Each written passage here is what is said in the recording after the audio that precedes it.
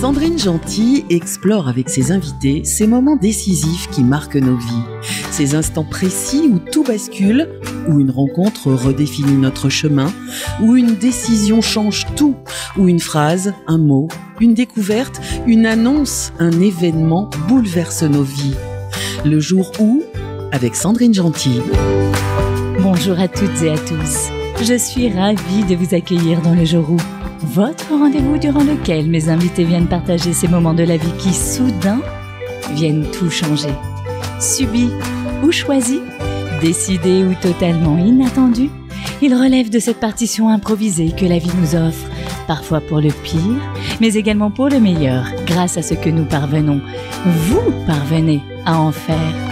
Avec le jour où, je vous embarque aux côtés de mes invités pour plonger au cœur de ces jours, de ces périodes qui éveillent et qui transforment. Quand nous décidons de faire de nos différences, de nos singularités, nos plus beaux et précieux atouts. Ces jours grâce auxquels nous façonnons notre identité. Je suis ravie d'accueillir aujourd'hui à mes côtés mon invitée Isabelle Baquenois. Isabelle Baquenois s'est créée une vie hors du commun. Il suffit de penser qu'à compter de ses 18 ans, Isabelle a déménagé plus de 42 fois dans plus de 12 pays, changeant régulièrement de continent. Des chiffres à donner le tournis. Le tournis, c'est ce que ressentait Isabelle alors même que son métier d'aventure, ce métier hors norme qui fait souvent tant rêver mais auquel tous ne peuvent accéder, Isabelle, elle, le vivait. Isabelle était pilote de ligne. À bord de ses avions, dont le Boeing 737, Isabelle a sillonné la planète. C'est ainsi, dans le ciel au-dessus de notre tête, qu'Isabelle s'élance dans sa vie d'aventurière, là où l'infiniment grand nous tend les bras, où le soleil brille par-dessus les nuages, mais où le danger de la mort n'est jamais très loin. Peu à peu, les émotions et les sentiments d'Isabelle évoluent sans qu'elle ne comprenne pourquoi. Isabelle se sent comme enfermée dans une cage dorée avec des galons dorés, volant dans un avion doré. Isabelle tourne à vide, profondément seule avec ses pensées. Jusqu'au jour où des mots et une rencontre vont transformer sa vie. Quel est ce jour où Isabelle va, sans le savoir, démarrer une toute nouvelle aventure de vie, faisant fi de ses a priori, poussant la porte de nouveaux apprentissages dans un pays dont elle ne connaît rien, rempli de doutes et d'incertitudes, avec une question phare dans son esprit: comment être sûre qu'elle ne commet pas la pire erreur de sa vie? Isabelle Baquenois a fait le choix de se lancer, ce choix métamorphosant à tout jamais cette brillante pilote de ligne. Quel est ce virage qu'Isabelle a choisi d'effectuer? Quel nouveau tracé a-t-elle donné à sa ligne de vie? C'est ce que mon invité s'apprête à nous révéler en direct sur Vivre FM, et c'est maintenant dans le jour où. Le jour où, avec Sandrine Gentil. Bonjour Isabelle, bienvenue dans le jour où. Bonjour Sandrine, merci beaucoup. Merci de m'accueillir. Avec grand plaisir. En plus, vous avez fait du trajet pour venir nous voir aujourd'hui. J'ai fait un peu de trajet. Vous arrivez d'où, Isabelle? De Bourgogne. De Bourgogne. Bourgogne du Sud. Quel temps faisait-il là-bas? À peu près comme ici. On a perdu le soleil déjà. Je crois. À peine arrivé, déjà reparti. On va le retrouver avec vous, Isabelle, le soleil. Il faut que j'articule bien. Nous allons faire votre connaissance tout au long de cette heure. Et alors, dites-nous, quel est ce jour?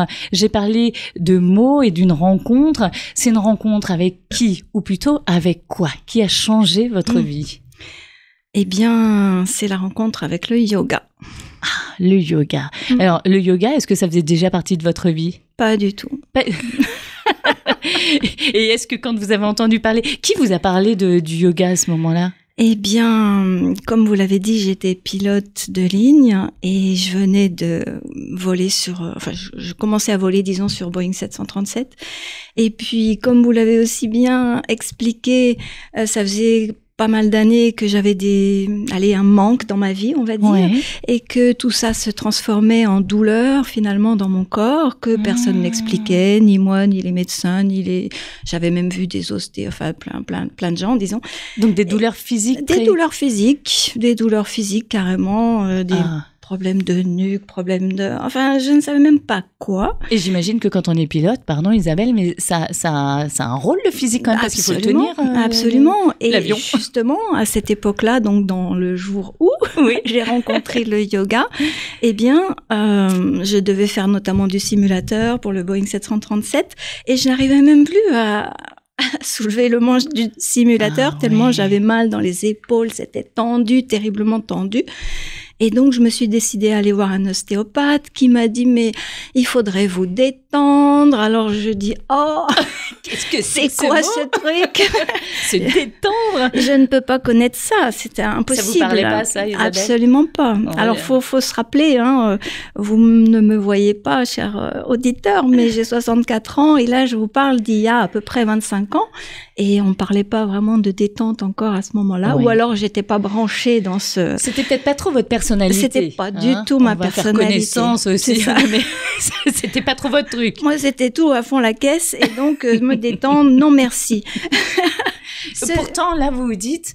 Il faut peut-être que je prenne en compte parce qu'en attendant, je vais peut-être plus pouvoir piloter, moi aussi. C'est ça, il y avait un enjeu important et l'ostéopathe en question me dirige vers une kinésithérapeute qui, toute gentille, en fait, voyant ma détresse quand même, parce que physiquement, j'étais pas bien du tout. Et elle me suggère d'aller essayer le yoga. Alors, je dois dire que j'ai dû faire une tête... que vous venez de refaire. Que je viens de refaire, voilà, c'est ça. C'était un truc d'extraterrestre pour moi, le yoga.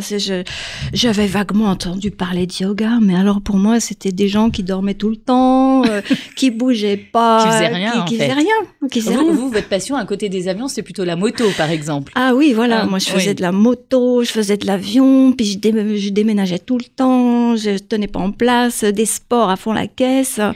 Tous les sports possibles, j'essayais. Alors, je me faisais mal tout le temps, hein, c'est vrai. On peut l'imaginer. Ce qui fait qu'effectivement, le yoga... Mais alors, ça, le yoga... À ce moment-là, vous vous dites, mais mon Dieu, qu'est-ce que c'est? Qu'est-ce que c'est que ce truc? En tout cas, la gentille kinésithérapeute, je ne sais pas si elle m'entend là, mais ça serait super sympa parce que j'ai perdu sa trace.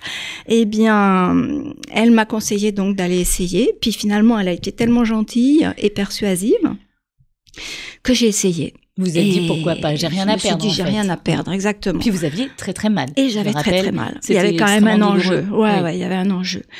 Et là, eh ben, j'ai adoré. C'est vrai, du premier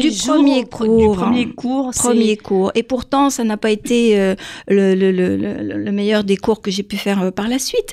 Mais j'ai dû sentir, à mon avis, quand je revois ça un petit peu avec du recul, je pense que j'ai senti que derrière ces pratiques qui étaient très physiques, en plus, c'était du yoga Iyengar. Je ne sais pas si vous connaissez, mais je veux bien que vous nous l'expliquiez en quelques mots. Ben, à vrai dire, je connais pas beaucoup parce que j'en ai fait quelques semaines, le temps pendant lequel je suis restée en Nouvelle-Calédonie. Ah, vous étiez là-bas à ce moment-là? Ah non, j'ai oublié de dire ça. Pardon. Vous veniez de démarrer dans une compagnie aérienne là-bas? En Calédonie, à Air Calin, voilà. Et je venais de démarrer là. Et donc, j'essaye le yoga Iyengar, qui est un yoga très physique pour le coup. Et du coup, ça m'a bien convenu parce que on bougeait dans tous les sens, effectivement, et on utilisait plein des briques, des cordes pour s'accrocher au mur, se mettre la tête en bas, la tête en haut. Enfin, là, tout de suite, ça nous projette dans ce que vous avez dû vivre. Et on se dit, on comprend pourquoi ça a plu à Isabelle. C'est ça. Et là, ça m'a vachement plu. C'était pas du tout un yoga méditatif comme ce que je fais maintenant, par exemple. Rien à voir. Ah, vous avez évolué alors? Ouais, j'ai changé, en tout cas, ouais, c'est sûr. Puis bon, au fil des années, j'ai découvert plusieurs cours, enfin différentes écoles de yoga. En tout cas, malgré cet aspect donc très physique et très dynamique dans ce cours de Iyengar, j'ai dû percevoir une dimension qui m'a fait penser que waouh, le yoga, c'est ça qui va répondre à toutes les questions que je me posais depuis bien longtemps. Ah, c'est ce qu'on va voir. Depuis quand vous vous posiez toutes ces questions? De ce jour-là et de ce premier cours de yoga que vous faites, de ce coup de cœur que vous ressentez immédiatement, vous n'allez plus jamais quitter le yoga? Non. Le yoga vous a accompagné tout le temps? Tout le temps. Il a fallu, j'imagine, que vous franchissiez différentes étapes avant de... Aujourd'hui, d'ailleurs, quelle est votre vie aujourd'hui, Isabelle? Elle est composée... Vous pilotez encore ou Ah non. Ah non, les avions m'ont quitté. J'aime mieux dire comme ça. L'aviation m'a quitté il y a une quinzaine d'années. Après l'aviation, je me suis posée carrément pour faire une ferme écologique, yogique en Turquie. Il y a eu 11 ans en Turquie. Et puis, je suis rentrée en France, en fait, depuis seulement 6 ans. après environ 27 ans autour de la planète, on va dire. Oui, 27 ans autour de la planète, un passage en Australie qui n'aura pas été des moindres, un passage en Inde, pareil, très marquant également. On va découvrir tout ça. Auparavant, on va faire votre connaissance, savoir depuis à quand remontent toutes ces questions que vous avez dans la tête, savoir si la petite fille que vous étiez rêvait de devenir pilote de ligne ou si ce chemin était encore quelque chose d'extraordinaire qui est arrivé dans votre vie. On se quitte un instant, on écoute M. Pokora, Un ange est parmi les hommes, et on se retrouve tout de suite dans Le Jour où sur Vivre FM. Le jour où, avec Sandrine Gentil. De retour sur Vivre FM dans Le Jour où, et nous retrouvons mon invitée Isabelle Baquenois. Alors Isabelle, vous êtes l'auteure du livre Le yoga m'a sauvé, la quête existentielle d'une pilote de ligne, aux éditions Isabelle Mama Édition. Et alors, on va voir en quoi le yoga vous a sauvé. Et avant de découvrir comment vous êtes devenue pilote de ligne, dites-nous, est-ce que la petite fille que vous étiez rêvait un jour de devenir pilote? Avait-elle un jour pris l'avion?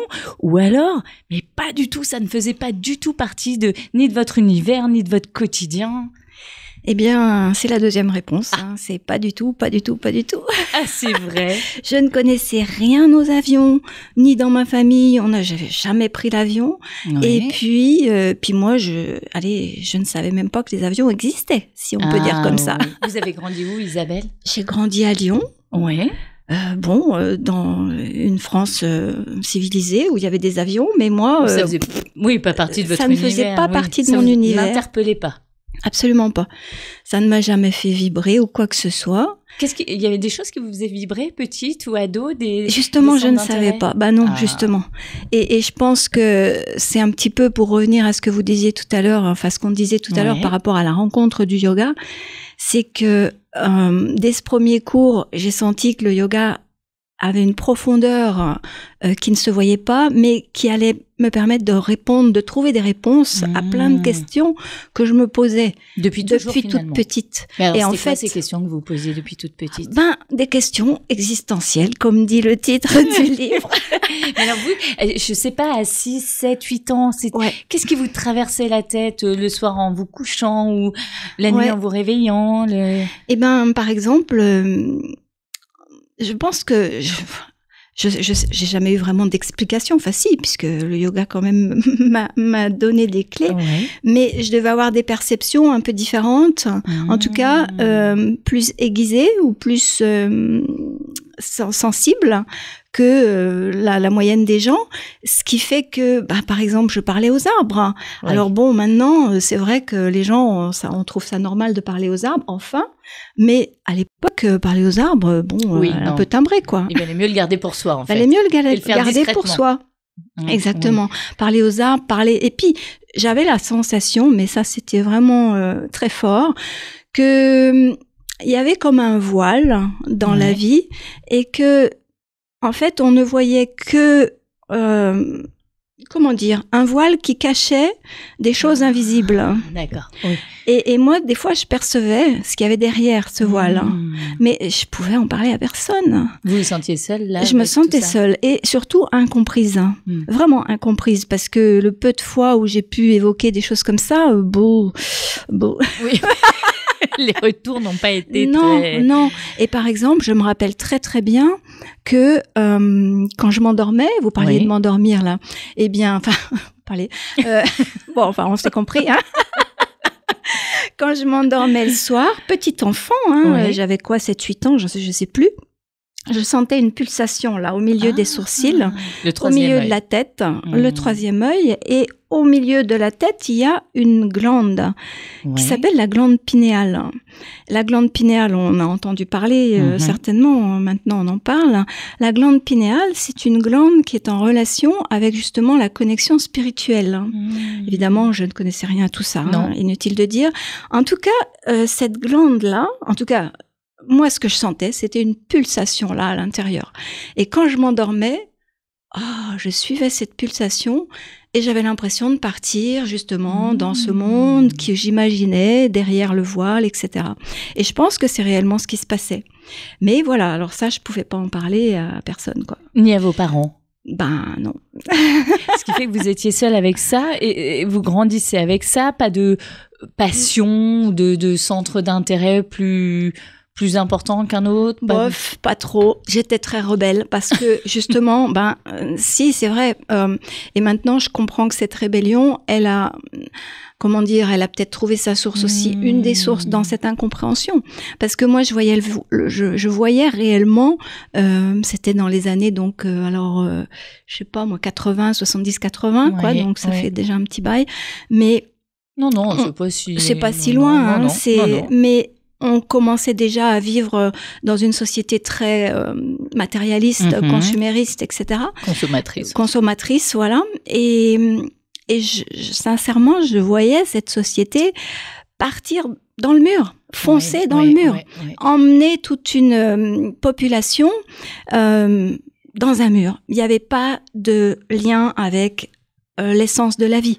Je ressentais des choses comme ça très fort. Ah oui, alors effectivement, vous étiez en décalage complet avec la majorité des personnes qui vous entouraient. Assez, oui. Je dis majorité parce que si ça se trouve, il y a d'autres personnes qui ressentaient les mêmes choses, mais dans ces moments-là, on n'en parlait pas. Mais on s'en parlait pas, exactement. Donc, mais peu de gens avec qui j'en ai parlé, quand je parlais de ça à mes parents, fallait oublier, fallait me concentrer sur les études, machin, parce que ça, c'était... Rentrer dans les cases. Rentrer dans les cases de la société. Alors, les cases de la société, la norme de la société, c'était des mots qui me faisaient partir en furie. Oui. Et donc, comme j'avais beaucoup de feu à l'intérieur, que je ne comprenais pas, j'avais pas encore, je ne connaissais rien à tout ça, j'avais 17-18 ans, et le feu a explosé d'une façon très violente. Je suis devenue rebelle vis-à-vis de tout. Ça s'exprimait comment, ce côté rebelle ? On va dire pas mal de délinquance. Oh. Ah, mais oui. Enfin, Isabelle, alors là, vous ne la voyez pas, mais jamais on ne peut imaginer Isabelle en délinquante. C'est-à-dire ? C'est ça. Oserais-je le dire ? Ah oui, maintenant, on est tous là à attendre. De toute façon, j'en parle dans le livre aussi. J'ai volé dans les magasins, volé plein de trucs, quoi, dans les grands magasins. Je suis pas très fière de tout ça, c'est vrai, mais je regrette pas non plus parce que c'est ce que je pouvais faire c'est ce que j'avais dans mes mains, que j'ai pu faire à l'époque pour manifester mon mécontentement. Et puis là, j'étais avec l'amoureux de ma vie, avec qui enfin quand même on pouvait s'entendre et on ciblait aussi, on n'allait pas voler des choses. Oui, chez des petits commerçants qui seraient mis en difficulté. Non, on volait dans les gros supermarchés, pas les gros. Il y avait un centre commercial qui venait d'ouvrir à Lyon, le centre commercial de la Part-Dieu. On faisait des descentes là-bas, on raflait tout ce qu'on pouvait et après on revendait. Ouais. Alors, moi qui suis originaire de Lyon, je visualise bien la Part-Dieu et là, je vous projette et je me dis, mais non, c'est fou. En attendant, vous, d'un côté, vous cherchez à exprimer alors cette colère et puis il y a une forme d'inquiétude derrière tout ça aussi. Quand on commence aussi à essayer d'attirer l'attention de cette manière, il y a à la fois de la colère, une espèce d'appel à l'aide, d'une certaine manière. Absolument. Moi, ce que je pense, encore une fois, avec le recul, c'est qu'à cette époque-là, j'avais rencontré l'amoureux en question et on se comprenait. On était vraiment sur la même longueur d'onde. Finalement, c'était le seul. Et puis, il y a quelques copains autour. On fumait des pétards, évidemment. Enfin, tout cet environnement. Tout ce que j'apprends, il fallait. Et vous aussi, là. Ouh là là. Oui, c'est ça, c'est que on cherchait simplement à être nous-mêmes. Ouais. Et ça, sans savoir ce que c'était non plus. Sans savoir ce que c'était et encore moins comment faire. Vous cherchiez justement qui vous étiez. Exactement. Et un prof de yoga connu bien plus tard m'a justement expliqué ça. Et là, là, ça s'est mis clair. Et si j'avais encore un petit peu de regret ou un peu de culpabilité par rapport à tout ce passé très violent, eh bien, ça s'est envolé parce que il m'a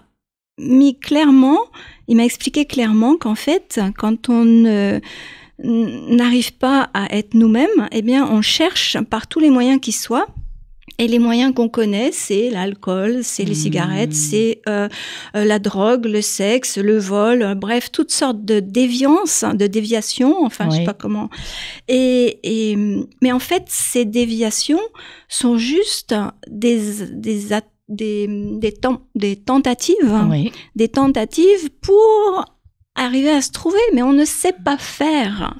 C'est ça aussi. Et en fait, Après que, pendant toute cette période, j'étais avec mon amoureux, donc tout allait bien, si on peut dire. On était sur un nuage. Vous partagez votre colère. On partageait notre colère, on partageait notre rébellion. C'était une vie très passionnée, passionnelle et puis enflammée. Sauf qu'un jour, ça s'est arrêté. Et là, bing bam boum. Parce que l'histoire d'amour s'est arrêtée. L'histoire d'amour s'est arrêtée, l'amoureux m'a quitté. Bon, on s'est séparés, on va dire. Ça a été là aussi très violent, à la hauteur de l'enthousiasme qui nous habitait. Et de la passion. Et de la passion. Mais cet amoureux, entre-temps, il vous avait offert quelque chose. Oui, mais j'étais pas capable de capter ça, moi. Oui, mais vous l'avez vécu quand même. Je l'ai vécu. C'est quoi ce qu'il vous a offert et qui a été le début de ce qui vous a mis sur la piste? Isabelle, elle a dû se dire, mais de quoi elle me parle? Mais je vais faire style. Mais ça y est. Oui, il m'a offert plusieurs choses, en fait, puisqu'on en est dans la recherche de soi. Ce que j'ai compris finalement assez récemment, c'est qu'il m'a permis de devenir moi. C'est pas rien comme cadeau. C'est pas rien. Alors évidemment, sur le moment, j'étais tourneboulée, complètement dévastée. Mais comme vous dites, il m'a offert aussi un autre cadeau qui finalement allait faire la suite. C'est qu'il m'a permis de connaître l'aviation, de découvrir l'aviation. Il m'a offert un baptême de l'air de voltige pendant lequel j'ai été tourneboulée, c'est le cas de le dire. Et à la suite de ça, j'ai lu un livre qui racontait l'histoire de Jean Mermoz, un pionnier de l'aéropostale. Peut-être que les jeunes ne connaissent pas beaucoup, mais c'est vraiment un homme extraordinaire. Et c'est devenu mon héros. Vraiment. Et là, vous aviez 27 ans. Et là, j'avais 27 ans. 27 ans, vous découvrez l'aviation. Vous n'aviez pas encore trouvé de passion, de métier. Tout ce qui vous animait, c'était cette histoire d'amour, finalement. Exactement. Ce que vous aviez de plus positif par rapport à toutes ces questions que vous aviez depuis toujours, que vous n'aviez toujours pas résolues.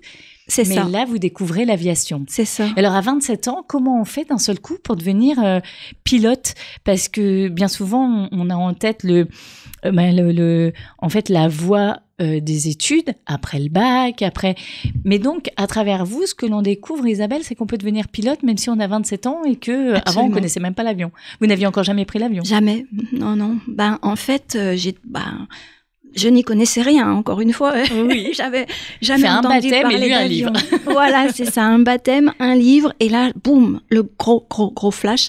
Et comme peut-être que les auditeurs ont déjà un peu capté que je suis assez entière, et puis quand j'aime quelque chose, c'est à fond, avec beaucoup d'enthousiasme. Et donc là, Mermoz et l'histoire de l'aéropostale venaient de Toulouse. Eh bien moi, ni une ni deux, j'ai pris ma moto et hop, je suis partie à Toulouse pour apprendre à voler. Et donc, pour revenir à votre question, c'est dans un aéroclub, en fait. On peut, à l'époque en tout cas, on pouvait. Sinon, mais il y a toujours des aéroclubs pour passer les premières étapes de brevet de pilote privé. Alors, je sais pas si ça s'appelle encore comme ça, mais peu importe. Brevet de pilote privé.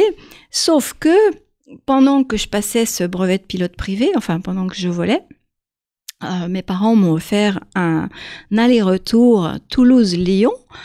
Et là, ça a été mon premier vol en avion de ligne. C'était en plus une Caravelle, un avion que j'adore toujours, vraiment, parce que c'est quand même un mythe.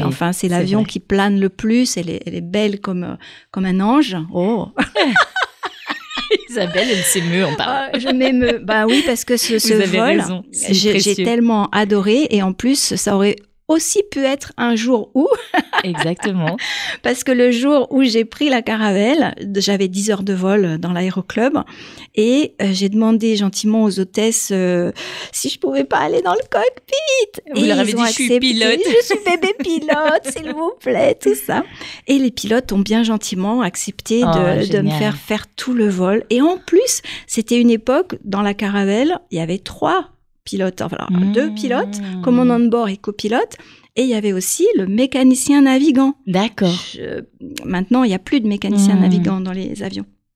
Et, surprise, quand j'entre dans le cockpit, donc des boutons partout, vraiment c'était un truc que j'adorais, partout, sur le plafond, sur les côtés et tout ça, des cadrans, des aiguilles, et l'homme, le 3e homme, on l'appelle le mécanicien navigant, il se retourne vers moi, c'était un des pilotes de l'aéroclub. Oh, génial. Donc en plus, je le connaissais, il m'a reconnu. Ah, super, t'es là, etc. Donc il m'a tout montré. Enfin, ils ont été adorables. Et ils m'ont fait rester comme ça jusqu'à l'atterrissage à Lyon. En plus, un cadeau, mais merveilleux. On volait de Toulouse à Lyon, donc face aux Alpes, et on était au-dessus de la couche nuageuse. Et puis, déjà, on avait la vue sur les Alpes, c'était juste prodigieux. Le lever de soleil, doucement, doucement. Et à un moment donné, bien sûr, il a fallu descendre pour aller dans les nuages de Lyon. Mais on descendait, et puis le capitaine, il regarde son copilote, il dit « On le fait ?» Puis je voyais qu'il souriait, je me disais qu'est-ce qu'ils veulent faire ?» Et ils se disent « Ouais, on le fait ». Et boum, ils remettent l'avion en vol horizontal et on se retrouve au ras de la couche nuageuse. Et ils nous ont fait voler comme ça, au bord des nuages. Et il y avait les nuages qui caressaient la caravelle. On était mais émerveillés. Et je peux vous dire que même les pilotes qui ont dû faire ça 50 000 fois dans leur vie, eh ben ils étaient comme ça aux anges. On était tous subjugués. On avait l'impression d'être dans un autre état. Et vraiment, là, j'ai dit « Ah !» Oui, c'est ça mon métier, c'est ça que je veux faire. C'est le jour où vous avez dit je serai pilote. Ouais. Je suis rentrée chez moi, j'ai écrit sur un papier, je serai pilote. Oh. Ouais, et ça a été mon premier sankalpa, c'est-à-dire résolution. C'est un mot que j'ai appris après en yoga. Que vous avez réalisé. Et que j'ai pu réaliser. Là, avant notre prochaine coupure musicale, Isabelle, quel aura été depuis votre parcours en tant que pilote à partir de ce jour-là ? Il faut que j'en parle maintenant ou avant la coupure, parce que c'est long. Est-ce que vous allez d'abord faire avec des petits avions, après avec les avions de ligne? Comment ça va se passer? Oui, il y aura toute une période de formation déjà, parce que là j'étais même pas encore pilote privé, donc passer les différents degrés c'est un peu compliqué, je peux rentrer dans le détail. Et puis on fera une émission spéciale là-dessus. Non mais d'autant que je sais pas si c'est probablement plus comme ça maintenant, mais donc moi j'ai fait tout ça en aéroclub ou en école privée, puisque j'avais donc 27 ans, 28 ans, et donc c'est moi qui payais. Alors mes parents m'ont financé aussi pour une partie. Et ce que je voulais, j'ai pu faire une première étape en tant qu'instructrice. Ça m'a permis d'avoir un premier job où je volais. Donc, je faisais ce que j'adorais et j'étais payée. Donc, c'était extraordinaire. C'était un premier rêve qui se réalisait. Pas un premier, mais en tout cas un rêve important. Et puis, l'étape suivante, c'était d'avoir une qualification qu'on appelle de vol aux instruments et qui permet de transporter des passagers, de voler en compagnie aérienne, etc. Donc ça, l'argent de mes parents m'a permis de payer cette formation. C'est des formations extrêmement chères, hein. C'est des trucs normalement. D'ailleurs, j'ai dû faire un emprunt aussi. Enfin, je sais plus les détails. Et grâce à cette qualification, là, j'ai pu partir. Les yeux brillent. Là. Loin. Les yeux brillent parce que je me rappelle que cette période, ça coïncidait aussi avec la séparation du grand amour. Ouais. Donc, à la fois, il y avait cette séparation qui m'a complètement dévastée, mais à la fois, j'avais suffisamment d'outils, disons, pour rebondir, pour voler de vos propres ailes à ce moment-là. Exactement. Alors, on le verra, voler de vos propres ailes avec un métier entre les mains qui vous passionne, et pour autant, vous avez avec vous toujours ce bagage, ce poids des questions incessantes que vous vous posez. Alors, on va voir comment vous évoluez durant toute cette période, ce que les questions viennent à vous faire prendre comme place dans votre vie, jusqu'à un jour vous dire, là, ça va plus être possible. Il faut changer tout ça parce que même physiquement, tout s'est incrusté finalement. C'est ça. On se retrouve dans un instant dans le jour et on voit tout ça avec vous, Isabelle. À tout de suite. Les morsures Monica à différents endroits.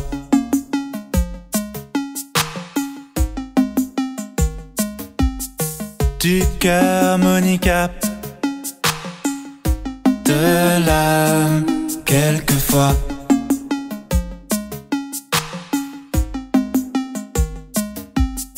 M'indique Monica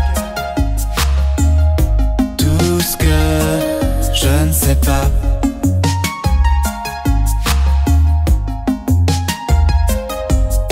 La nuit Monica, je renais Hosanna.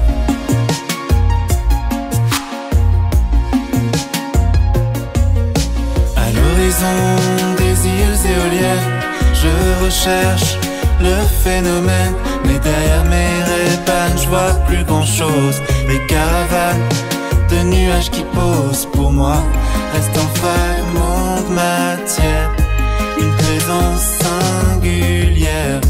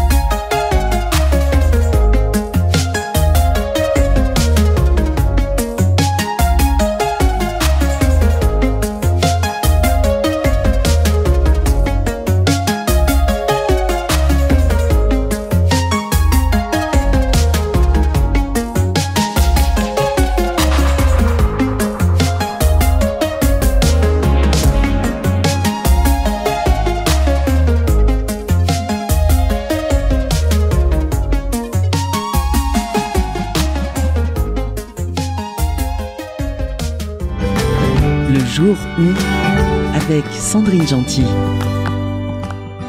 Vous êtes sur Vivre FM en direct dans l'émission Le Jour où et nous retrouvons mon invitée Isabelle Baquenois. Alors Isabelle, je le rappelle, vous êtes l'auteur du livre Le yoga m'a sauvé, la quête existentielle d'une pilote de ligne. On le voyait avec vous, vous démarrez votre carrière de pilote que vous avez finalement une carrière que vous avez découverte grâce au cadeau de cet amour de votre vie que vous avez eu à ce moment-là. Et dans la même période où vous devenez pilote, pas encore de ligne, mais pilote, alors vous perdez l'amour de votre vie et vous vous envolez avec votre avion et vous démarrez votre carrière. Et alors, il y a des chiffres qui sont impressionnants. 12 pays, vous déménagez plus de 42 fois, parfois d'un continent à l'autre. Vous cumulez plus de 9000 heures de vol comme pilote. Vous avez sillonné la planète dans tous les sens. En tout, vous avez passé 27 ans passés hors de France. Isabelle, c'est un rythme de vie dingue. Dingue. Sans jamais de pause. Jamais de pause. C'était, par exemple, une fois, j'ai terminé un job en Nouvelle-Calédonie.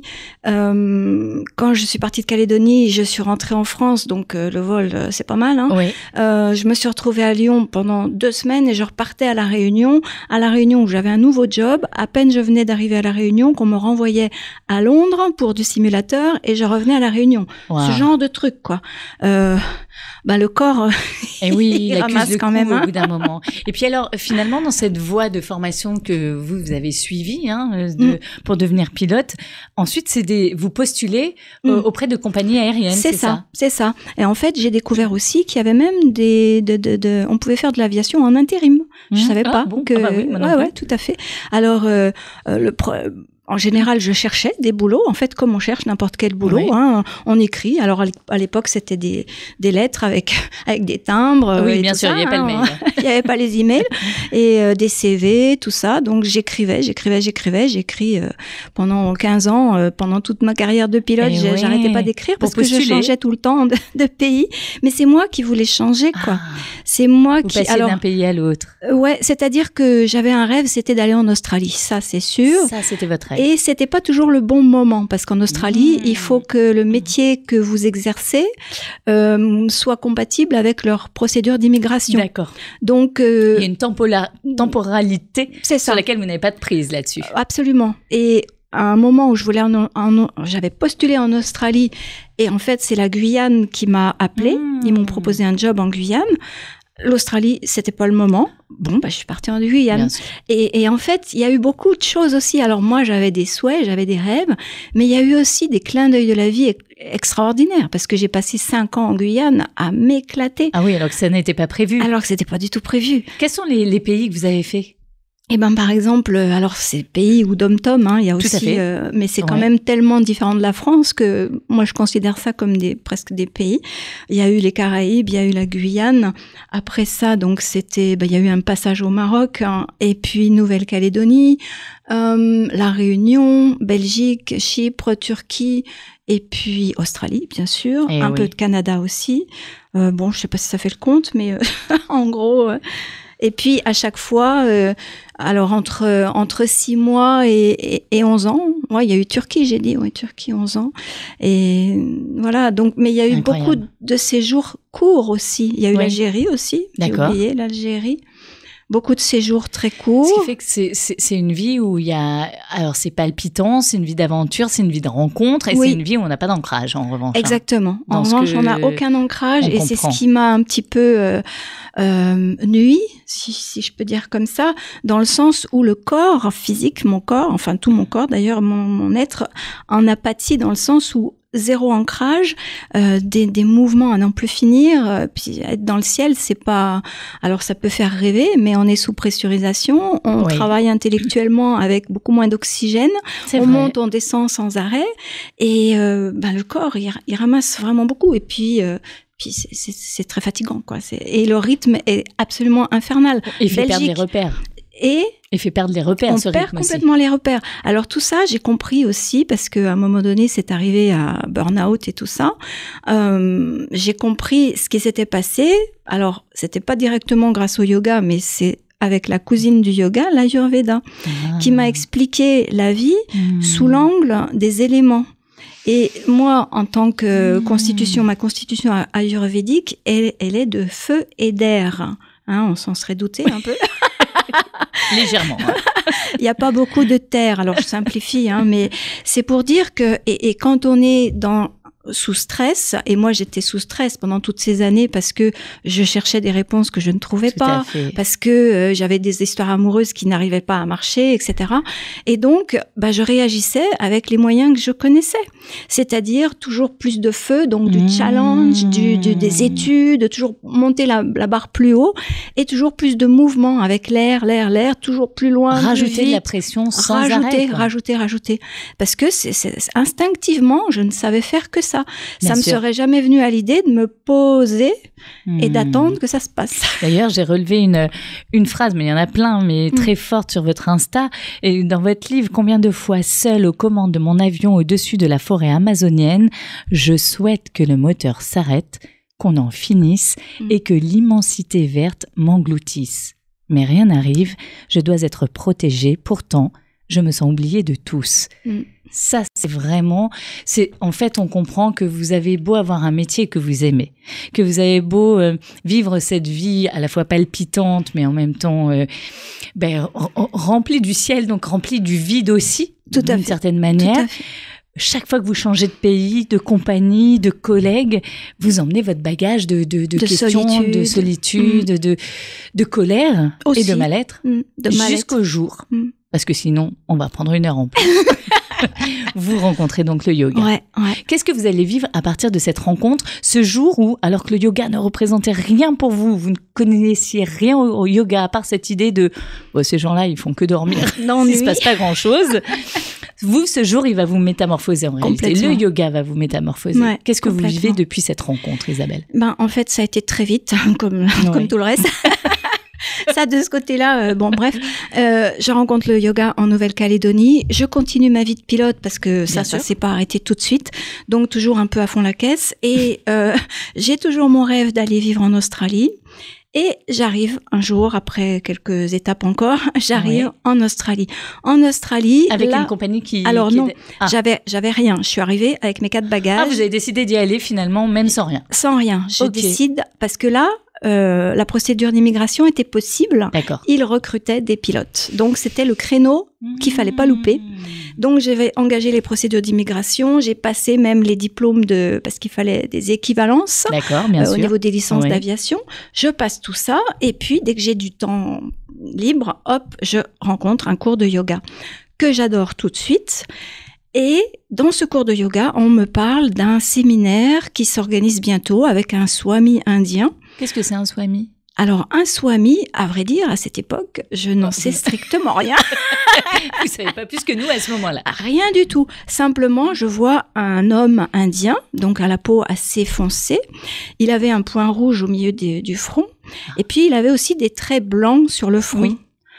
Et bien sûr, une tunique un peu bariolée, un peu orange, je sais plus. Enfin, c'est l'image à peu près que j'avais. Mais surtout, ce que j'ai retenu, c'était ses yeux. Des yeux noirs très profonds. Et quand j'ai regardé cette affiche la première fois, ça vibrait. L'affiche vibrait et j'ai eu la certitude, enfin la sensation forte en tout cas de déjà connaître cet homme. Déjà le connaître. Et donc, en plus, j'ai pu ouvrir quelques-uns de ses bouquins, et tout ce dont il parlait, eh bien, ça correspondait à toutes les questions que j'avais en moi depuis toujours. Incroyable. Donc, ça a vibré très, très, très fort. Donc, inutile de dire que je suis allée au séminaire. Et là, en fait, eh bien, la rencontre avec ce swami a été fulgurante, foudroyante, à tel point que j'ai compris tout de suite, sans questionnement, que j'avais rencontré mon maître spirituel. Celui qui était déjà mon maître spirituel. Et qu'on appelle en indien, enfin en sanskrit, guru, avec l'accent. J'aurais pas tenté l'accent, bravo Isabelle, je vous tire mon chapeau. D'ailleurs, on fait une toute petite parenthèse à ce sujet-là, c'est qu'en France, le mot gourou, il a été très galvaudé. Oui. Et pour la majorité d'entre nous, gourou, c'est quand on pense à une secte, c'est quelqu'un qui manipule. C'est ça. Alors que là, c'est vraiment le maître. Moi, ça m'a fait penser, je vous l'ai dit en off, dans les arts martiaux, on parle de sensei, c'est le maître en japonais. C'est le maître qui guide. Et là, c'est ça. C'est gourou, c'est ça. Et en fait, ce qu'il faut savoir aussi, c'est que le mot même guru veut dire exactement le contraire. On parlait un peu de ça tout à l'heure aussi. Tout à fait. Ça veut dire exactement le contraire de ce qu'on en a fait finalement. En France, ouais. Le mot guru en sanskrit, ça veut dire celui qui dissipe les ténèbres. C'est tout. Oui. Ça veut pas dire, c'est pas quelqu'un qui nous met des trucs dans la tête. Il dissipe, c'est l'inverse. Il vide. Il dissipe les ténèbres, parce que, bon, ça, c'est ce que je découvrirai quand je vais plonger dans le yoga, parce que là, on arrive au moment où je plonge, carrément. et corps parce et que, âme. voilà, corps et âme, on peut dire. Et ce qui me fait dire d'ailleurs que c'est pas pour rien que j'ai rencontré mon gourou, mon maître spirituel, en Australie, à l'autre bout de la terre, c'est-à-dire qui vous attirait tant, hein. Qui m'attirait tant, où je suis loin à cette époque-là de mon environnement sociétal, familial, environnement, etc. Culturel, tout ça. Parce que tout ça, voilà, les schémas de pensée, c'est ça qui fait des voiles. Le voile que je percevais quand j'étais toute petite. Tout ça, ça fait des voiles qui entravent, qui empêchent de voir derrière. Et moi, je percevais ce qu'il y avait derrière, mais il y avait toujours un voile. Eh bien, le gourou va m'aider à nettoyer ce voile. Et vous partez en Inde. Et je pars en Inde. Ben oui, sinon on se serait ennuyé. Ben oui. Vous vous formez là-bas au yoga, c'est ça, là, Isabelle ? je reste... alors, je suis partie initialement pour 4 mois pour un cours de yoga. Alors, je savais même pas... D'ailleurs, je savais même pas que le yoga s'étudiait comme des disciplines d'université, finalement, puisque je me retrouve dans une université de yoga. Où ça, en Inde ? En Inde, dans le Bihar, c'est-à-dire nord-est de l'Inde, Patna, Calcutta, dans des zones extrêmement pauvres. Oui. Les zones les plus pauvres de l'Inde, c'est pas peu dire, pardon. Et je découvre à cette occasion que le yoga s'enseigne comme une science. Comme une science. Et c'est ça, d'ailleurs. Vous avez dit le bon mot. J'ai aucun mérite, je l'ai lu sur votre Insta. J'ai tout parcouru, j'ai tout lu. Eh ben, tant mieux, parce que c'est aussi ce que j'essaye de faire passer, disons, dans mon livre. C'est ce que j'ai reçu comme enseignement par donc mon maître Swami Niranjan. Il faut quand même que je dise son nom aussi. Et parce que lui, c'est son objectif, disons, en créant cette université, c'était de montrer que le yoga est une science. Le yoga, c'est pas des trucs de fous, c'est pas des trucs mystiques ou des trucs perchés, des trucs perchés ou des trucs qui n'ont pas d'explication. C'est pas magique. Tout ce qu'on vit en yoga, c'est pas magique. C'est pas du tout magique. C'est une science pour laquelle il faut simplement un référentiel. Il faut des outils pour comprendre. Et il faut se rendre compte que l'être humain, moi, qui pratique le yoga, je fais partie de l'expérience. Je suis pas en dehors. Le truc des scientifiques, c'est que souvent, ils se placent en extérieur. C'est vrai. Ils étudient les trucs vus de l'extérieur, mais ils ne considèrent pas leur présence. Or, notre présence influe sur tout ce qui se passe. Et ça, à mon avis, je vais pas approfondir ce sujet, je suis pas du tout calée là-dedans, mais à mon avis, les physiciens quantiques s'approchent beaucoup de la science du yoga. Parce que en yoga, quand on apprend la philosophie du yoga, qui est une philosophie essentiellement appliquée, qui se voit dans tous les jours, c'est une philosophie qui inclut notre rapport à nous-mêmes, connaissance de nous-mêmes et rapport à l'univers, comment l'univers fonctionne, comment je fonctionne, et tout un tas de choses. Eh bien, quand on connaît ça, et les qualités de l'énergie, et le corps énergétique, les différents niveaux d'existence, quand on connaît toutes ces clés, eh ben, on se rend compte que oui, ça marche et c'est pas magique du tout. Les outils qu'on utilise, ne serait-ce que des outils de respiration, par exemple. Bien sûr, oui. Ça, on connaît bien en Occident. Les postures, on connaît bien. Les respirations, on connaît bien. On appelle ça du pranayama. C'est l'art, en fait, de se mettre en contact avec le prana. Le prana, ma première découverte en yoga. Oui. Vous avez entendu parler du prana. Vous avez certainement entendu parler du ki. Le ki dans les arts martiaux, dans la médecine chinoise et tout. En yoga, en Inde, le ki, on l'appelle le prana. C'est juste un mot différent pour dire la même chose. Et le prana, c'est l'énergie qui sous-tend la vie. L'énergie qui sous-tend la vie. C'est-à-dire que sans prana, on est mort. Et ça, on ne le sait pas en Occident. Même, alors, pardon. C'est l'essence vitale, en fait. C'est l'essence vitale. Attention, c'est pas abstrait, c'est pas l'âme, c'est pas tout ça. C'est comme une électricité. C'est ce qui permet à notre cœur de battre, à nos influx nerveux de bouger. C'est ce qui permet à nos yeux de briller, à nos joues d'avoir de l'éclat. C'est le prana. Il y a du prana dans les salades, dans les carottes, il y a du prana de partout. Le prana et la conscience, ce sont les deux bases de la création. Le prana, c'est le dernier élément qui nous quitte après la mort, quelques minutes après. Bref, on va pas rentrer dans tout ça. Mais on va en faire plein des jours où. Mais Isabelle, vous, à partir de là, quand vous vous formez, vous suivez cet enseignement, cette formation, qu'est-ce que vous découvrez, quelles réponses vous avez et depuis, je suis obligée de faire une espèce de grand écart pour qu'on parvienne à...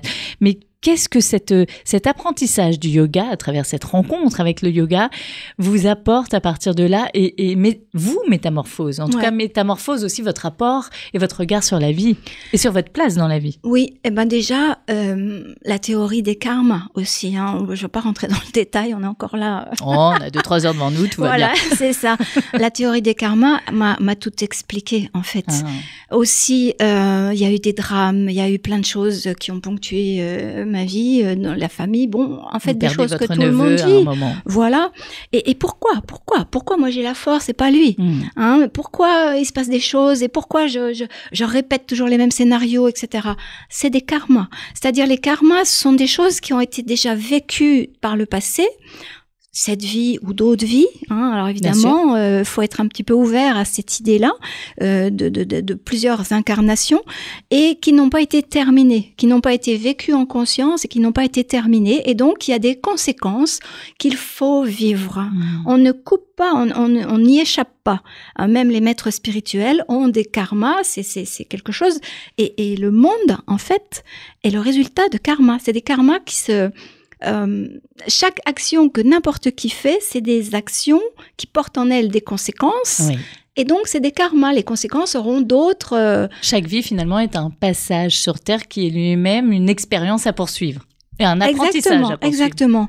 Donc, déjà, ça m'a donné des réponses quant à pourquoi, qu'est-ce que je fais là et pourquoi je vis des trucs comme ça. Ok, il y a des réponses à ça. Après, le yoga, bon, déjà, ça m'a remise en santé aussi. Les douleurs, elles ont disparu? Alors, elles ont disparu, absolument. Alors, bon, je dis pas, j'ai encore de temps en temps des petites choses. Oui, mais pendant un moment, vous avez déjà pu continuer à exercer votre métier de pilote. Absolument. En pratiquant le yoga. Absolument. Et puis, j'ai senti des choses se dénouer à l'intérieur. Parce qu'il y avait, on a parlé de petites choses, mais il y en avait de partout. Et l'énergie pouvait à nouveau circuler. Exactement. Finalement. Il y a des nœuds qui se sont débloqués. Exactement, c'est ça le mot. Il y a des nœuds qui se sont dénoués et la compréhension amène la lumière sur des zones, des vieux souvenirs, des mémoires qui sortent des tréfonds de la conscience, ça libère, et tout un travail aussi sur soi, comme on dit, qui a été fait. Et puis voilà. Et donc de connaître tout ça et puis d'apprendre comment je fonctionne.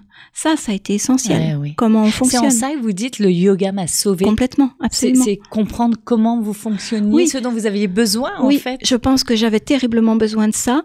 Alors tout le monde n'en éprouve pas forcément ce besoin. Bien sûr. Mais moi, quand je me voyais par moments partir dans des colères irraisonnées et destructrices, ou qui pouvaient briser des relations pour rien, quoi. Et je voyais cette colère sortir de moi comme des dragons, vraiment, c'était des vrais dragons. Et je me disais, mais qu'est-ce que c'est que ce truc, quoi? C'est quoi mon fonctionnement? Je ne comprenais pas. Et donc, avec le yoga, pourquoi je suis comme ça, moi? Et en plus, on se rajoute de la culpabilité et encore plus de colère sur soi. En plus, voilà. Et donc, voilà. Et les culpabilités aussi. Tout ça n'a pas lieu d'être en yoga. Parce que, karma. On est comme ça parce que il y a eu des choses auparavant qui font qu'on est comme ça. Et puis, parce que j'ai une constitution de feu. Donc, ça part dans tous les sens. Après, il y a des méthodes, il y a des techniques, il y a des postures, il y a des respirations, il y a des pratiques, ceci, cela, pour calmer tout ça, pour revenir à un mode de vie plus posé, plus modéré. Modération, ça c'est un truc aussi. On m'a dit, faut te relaxer, faut te modérer. C'est quoi ce truc? Maintenant, j'ai appris. Mais il a fallu du temps. Depuis combien de temps le yoga est entré dans votre vie, Isabelle? Ça doit faire 25 ans maintenant, ouais. Et alors, depuis 25 ans, comment vous vous sentez par rapport à toutes les années qui ont précédé sans la présence du yoga dans votre vie? Je me dis que j'ai une chance. Alors, évidemment, quand j'ai rencontré le yoga, je me suis dit, oh là là, mais pourquoi j'ai pas rencontré plus tôt? C'est souvent ce qu'on se dit. Le karma, Isabelle. Le karma, et puis j'étais pas prête. C'est ça. On rencontre le yoga quand on est prêt à l'accepter. On m'en aurait parlé 10 ans auparavant, j'aurais dit oh. Bien sûr, mais oui. Et zut, c'était quoi la question? Je commence à fatiguer. Mais non, c'est là ce regard que vous avez sur votre vie sans le yoga. Ah oui, c'est ça. Et depuis, avec. Eh ben, je me dis que donc il y a plus aucun regret. Les choses se sont déroulées telles qu'elles devaient se dérouler. Oui. Ça aussi, j'ai appris vraiment à l'accepter.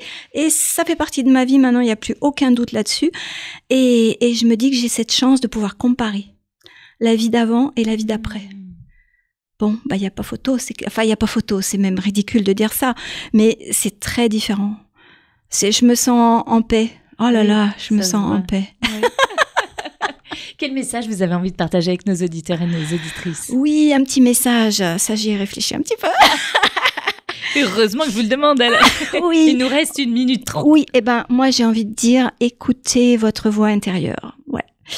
parce que alors la voix intérieure, elle parle pas toujours dans des mots clairs. C'est pas forcément un message fais ceci, juste, fais cela, hein, mais c'est une espèce d'impulsion qu'on ressent à l'intérieur de nous qui nous pousse vers ça, vers ceci, vers cela. On sait même pas pourquoi. Eh ben, allez-y, parce que ça, c'est le message de l'âme. L'âme, elle nous parle en silence, hein, et elle nous dit comment, c'est elle qui nous guide en fait tout au long de notre vie. Et tant qu'on l'écoute pas, il y a du conflit. On est en conflit. Oui. Et c'est ça, c'est ce conflit qui fait des nœuds à l'intérieur de nous. Et quand on commence à l'écouter, elle commence à s'épanouir. Et c'est là qu'on peut vivre nos rêves. Nos rêves, c'est les messages de l'âme. C'est là où tout s'aligne. C'est là où tout s'aligne. Et arriver à s'aligner, à aligner notre ego, notre identité individuelle avec l'âme, c'est le plus beau cadeau qu'on puisse se faire. C'est vrai. C'est vraiment ça. C'est le cadeau de faire équipe avec sa propre vie finalement. Exactement. Et avec soi. Exactement. C'est très bien résumé. Isabelle, je le rappelle, vous êtes l'auteur du livre « Le yoga m'a sauvé », la quête existentielle d'une pilote de ligne. Alors, vous avez carrément aussi franchi le pas de vous lancer sur Insta. On peut suivre votre compte. Oui. Il est formidablement bien fait. Bravo. Super. Merci. C'est quoi votre compte? C'est Isabelle Bacquenois, auteur. Isabelle Bacquenois, auteur. Voilà. Écoutez, je vous souhaite une merveilleuse aventure avec votre livre déjà. Merci beaucoup. Et puis avec le yoga, bien sûr. J'ai envie de dire merci à Mama Édition, aussi à Mishka qui ont accepté de me publier parce que c'était formidable. On les remercie nous aussi. Ouais. Sinon, on n'aurait pas eu ce livre entre les mains, ce merveilleux livre et ce parcours fabuleux. Et merci à vous Sandrine, beaucoup pour m'avoir accueillie. Avec joie Isabelle, mille merci à vous. Je vous souhaite à toutes et à tous une excellente après-midi sur Vivre FM. Je vous donne rendez-vous dès demain à 13h pour une nouvelle émission Le Jour où. À demain. C'était un podcast Vivre FM. Si vous avez apprécié ce programme, n'hésitez pas à vous abonner.